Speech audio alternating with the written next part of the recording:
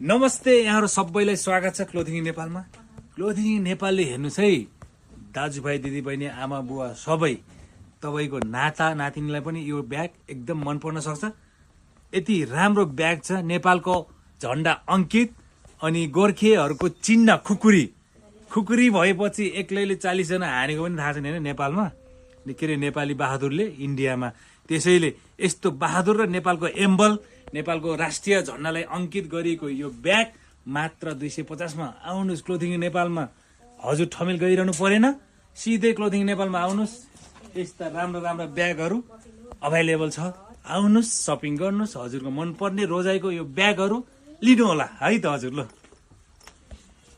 नमस्ते नमस्ते नमस्ते सम्पूर्ण नेपाली दाजुभाइ तथा दिदीबहिनीहरू सबैलाई नमस्कार।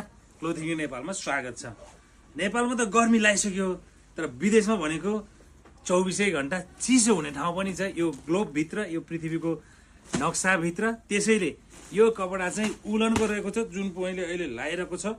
यो टाइपको उलनको ज्याकेट हामीले विदेश पठाउँदैछौँ। नेपाली लोकल मार्केटमा अहिले यो सिजन पनि होइन, त्यही भएर अफ सिजनको बेलामा चाहिँ हामीले विदेशमा पठाउँछौँ। र जाडो त नेपालमा पनि हुन्छ। विगत 2 महिना पहिले नेपालमा पनि जाडो थियो हो। नेपालमा जाडोको बेलामा चाहिँ हामीले बेच्न सकेनौँ, तपाईहरूलाई पनि हामीले भनेनौँ।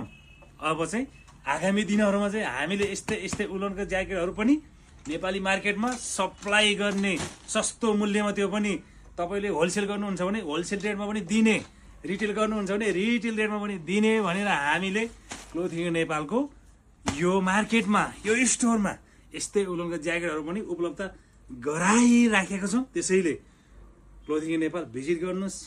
तपाईँलाई मनपर्ने सामानहरू एकैचोटि सस्तो प्राइसमा लिनुहोस् है त हजुर। ल आउनुहोस्।